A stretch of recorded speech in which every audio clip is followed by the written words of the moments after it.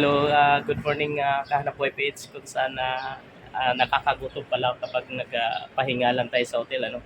So mangyaring nagpapadeliver tayo sa ating kabaro na Grab dito sa Hopin. So sa Tomas Morato pa rin. So nagugutom na yung aking asawa na nasa hotel. So mangyaring ito si Paps Grab. Maraming salamat Paps sa yung pag-deliver.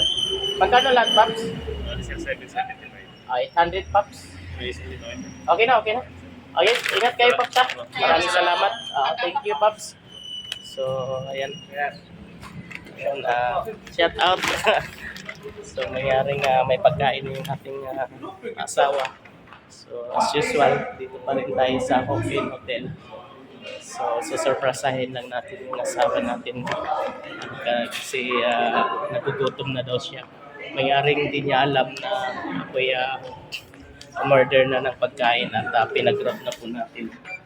So, surprise sa ating asawa na natutulog or nagpahinga lang, busy. Ayaw. So, akala ko kapag nag-reel or nagpahinga lang, list pagkain or nakakatipid, hindi pala.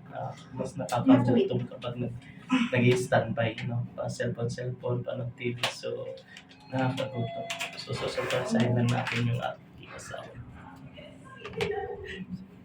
So, nandito na tayo ngayon sa ating room 106 or 102 dito sa 6th floor. So, mataas na building. So, bubuksan natin gamit ang ating card. So,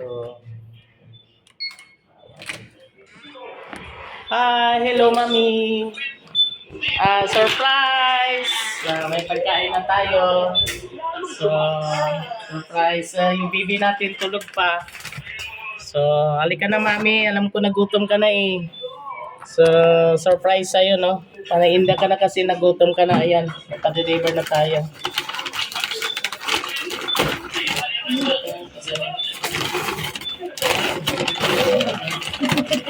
Ulit yun na yan. Isang gutom na talaga. Wow! Ayan. Kain si Mrs. Nanggigigil na si Mrs. kumain. Oh, masarap to ah. Oh, ay, andit lang pala nito. Kala ko spaghetti, macaroni, yan, beef, ano. Oh, kala ko, ay, okay pa yung kanin natin, ano. Halika na, kain na tayo. Yan natin. Yan, marami pa tayong kanin.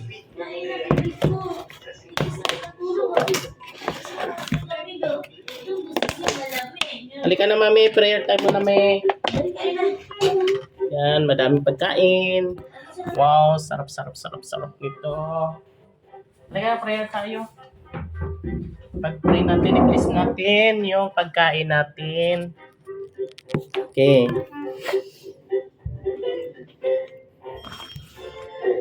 Panginoon, maraming salamat sa aming grasya sa pagkainan. Kami po'y lubos nagpapasalamat, naniniwala sa lahat ng pagkataon na kayo po ang pinanggalingan nito. Kaya po Panginoon, maraming salamat sa patuloy niyong pagbibigay ng grasya.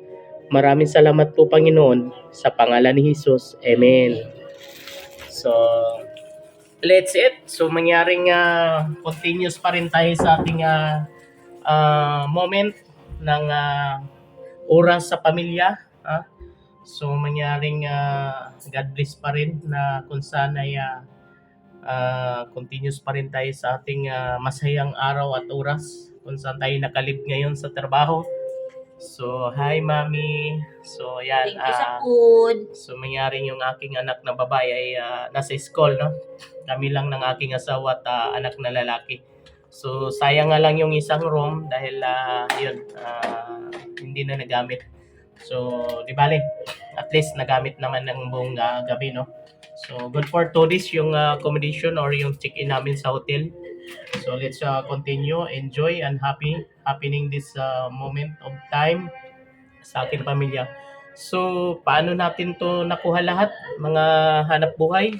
Kahanap buhay pits ay dahilan nito ng ating mga pagsusumikap. Kaya to encourage everyone na talagang masarap mahirap sa simula, mahirap gawin lalo sa trabaho, paano tayo magpakabuti sa negosyo kung mag-start negosyo mahirap na eh.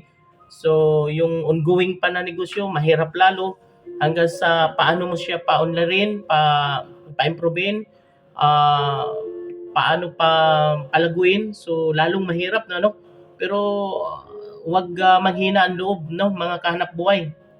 Kung saan go lang, tuloy na tuloy. Kung may unting failure, may unting pagsubok na dumating, continue pa rin Wag ano 'yun kasi mas mahirap mas mahirap kapag ang negosyo mo nagkaroon ng aberya or anything na mangyari at itigil mo. So yun mas mahirap sapagkat wala ka talagang marating kapag itigil mo So may kasabihan na yun nga kapag hindi mo ipinagpapatuloy wala kang marating. So kailangan lang continue anumang pagsubok. So yan kasi si God maano si God gusto niya na may challenge talaga para sa atin kung paano dawin na nahirapan tayo, dawin na may mga challenge tayong dumating sa buhay. Yun yung kasi yung call ni God na kung paano natin siya gamitin paano natin siya tawagin, paano siya lapitan, paano natin siya maalala, paano tayo lumapit sa kanya. So kaya nga lagi kong sinasabi na before man mangyari yon, sa simula pa lang ng ating mga gagawin, dapat lumapit na tayo kay God. Na sa ganun na handa na tayo, handa na din si God kung paano tayo iahon sa anumang mga pangyayari. So meaning ipinagpaalam natin kay God kung ano man yung nais natin sa buhay, tayo magnegosyo. So ipagpaalam na natin. Ngayon, iko-considera man ni God yun or kung para talaga sa atin o kung ipagkaloob talaga sa atin may mga sign of course si God sa atin. So isa lang naman ang diskarte diyan just stay on praying, stay on focus and then continuous. Yun lang ang diskarte sa buhay. So walang iba kung paano tayo magiging succeed sa paraan na tayo nagdadasal, humihiling, nagpapasalamat kay God, and then tuloy-tuloy lang anumang mga karanasan of course last year ang dami nating mga trouble sa usapin ng negosyo kung saan ang dami nating nadaanan na naranasang scam na-scam tayo, malaking pira yung nawawala sa atin, maraming hindi nababayaran sa atin. Pero ako man hindi ako nanghihina ng loob even si Mrs. Sinasabi niya na or siya minsan ang galit, siya nag-aaway kami minsan, pero bagamat ang katwiran ko si Lord na bahala si God na bahala kasi kung magpapadala tayo sa mga ganang struggle sa negosyo ay wala, maring tumigil tayo. Pero ako malakas ang loob ko still confident, the same time positive think lang ako think positive lang na ako lagi hindi po pwedeng manghina loob. So anumang mga pagsubok, just go on tuloy-tuloy lang kasi kung hindi ako nagtutuloy, sa ngayon wala ako dito. Sa ngayon hindi ko kasama ang pamilya ko dahil maaring nasa trabaho pa rin ako o sa pagsusumikap pa rin.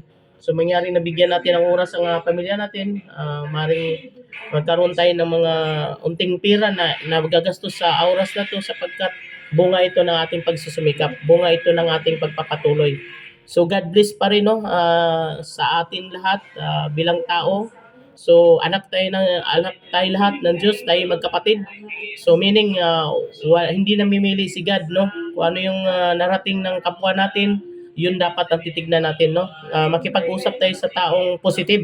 Huwag tayo makipag-usap sa taong negative so kung ano yung nakita natin, dapat titignan natin, hindi masamang mangarap sapagkat yun na lang ang libre ngayon pangarap. So kailangan mo lang gawin, yun lang ang puhunan, mangarap ka at tuloy at gawin mo ng gawin. Sa ganun marating natin yung gusto natin sa buhay. Maraming salamat po. God bless all. Thank you.